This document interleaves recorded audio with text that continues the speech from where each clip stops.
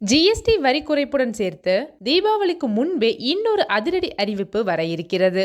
மத்திய அரசு ஊழியர்களுக்கும் ஓய்வூதியதாரர்களுக்கும் பெரிய மகிழ்ச்சியான அறிவிப்பு விரைவில் வெளியாக உள்ளது. நாட்டில் உள்ள 1.2 கோடிக்கும் மேற்பட்ட ஊழியர்கள் மற்றும் ஓய்வூதியதாரர்களுக்கு அகவிலைப்படி அதாவது டிஏ மற்றும் அகவிலை நிவாரணத்தில் அதாவது டிஆர் 3% உயர்வு விரைவில் அறிவிக்கப்படும் என தகவல்கள் வெளியாகியுள்ளன. அதே நேரத்தில் கடந்த வாரம் கூடிய ஜிஎஸ்டி கவுன்சில் முக்கியமான சீர்திருத்தங்களை மேற்கொண்டது. பல அத்தியாவசிய பொருட்களுக்கு விதிக்கப்பட்டிருந்த ஜிஎஸ்டி நீக்கப்பட்டதுடன் வரி விதிப்பு பிரிவுகளும் மாற்றப்பட்டுள்ளன. இந்த புதிய நடைமுறைகள் செப்டம்பர் 22, 2025 முதல் அமலுக்கு வரும்.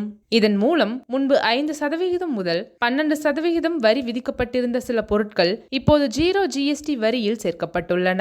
காங்கிரஸ் கட்சியின் நீண்டகால கோரிக்கையை பாஜக நிறைவேற்றியுள்ளது. இதனை தீபாவளி பரிசாக அரசு அறிவித்துள்ளது. மேலும் தீபாவளிக்கு முன்பாக இன்னொரு முக்கிய அறிவிப்பும் வெளியாகும் என எதிர்பார்க்கப்படுகிறது. வழக்கப்படி தீபாவளிக்கு முன்பாகவே அகவிலைப்படி உயர்வு அறிவிக்கப்பட்டிருக்கிறது. இந்த ஆண்டு அந்த அறிவிப்பு அக்டோபர் முதல் வாரத்தில் வெளியாகலாம். இதன்படி ஊழியர்களின் அகவிலைப்படி தற்போது உள்ள 55% இருந்து 58% ஆக உயரும். முக்கியமாக இந்த உயர்வு ஜூலை 2025 முதல் பின் தேதியிட்டு அமலுக்கு வரும். அதாவது அக்டோபர் மாத ஊதியத்துடன் கடந்த 3 மாதங்களுக்கான நிலுவைத் தொகையும் வழங்கப்படும். மத்திய அரசு ஆண்டுக்கு இருமுறை அகவிலைப்படியை திருத்துகிறது. முதல் திருத்தம் ஹோலிக்காக செய்யப்படுகிறது.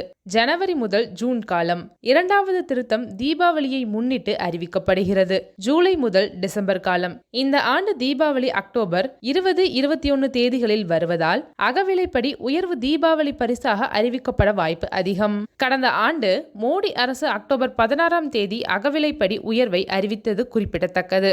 இப்போது 7வது ஊதிய குழுவின் கீழ் அகவிலைப்படி எவ்வாறு கணக்கிடப்படுகிறது என்பதை பார்ப்போம்.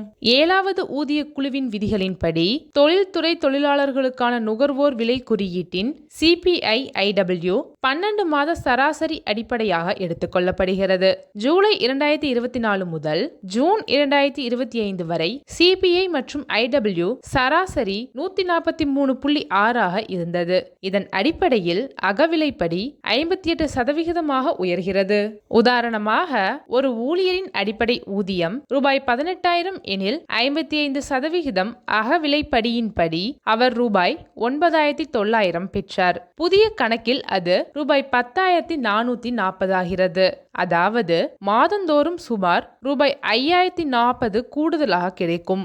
ஒருவரின் அடிப்படை ஓய்வூதியம் ரூபாய் 20,000 எனில் மாதந்தோறும் சுமார் ரூபாய் 600 அதிகரிக்கும். இந்த உயர்வு முழுமையாக CPI மற்றும் IW தரவுகளின் அடிப்படையில் செய்யப்படுகிறது. மேலும் இது 7வது ஊதிய குழுவின் கீழ் நடைபெறும் கடைசி உயர்வு என்பதால் மிகுந்த முக்கியத்துவம் பெறுகிறது.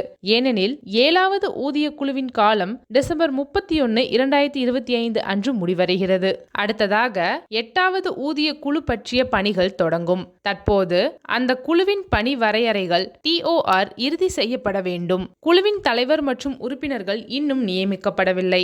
8வது ஊதிய குழு ஜனவரி 2025 அறிவிக்கப்பட்டிருந்தாலும் அதன் பரிந்துரைகளை செயல்படுத்த சுமார் 24 மாதங்கள் ஆகலாம். அதாவது புதிய ஊதிய அமைப்பு 2027 இறுதியில் அல்லது 2028 தொடக்கத்தில் அமலுக்கு வர வாய்ப்புள்ளது.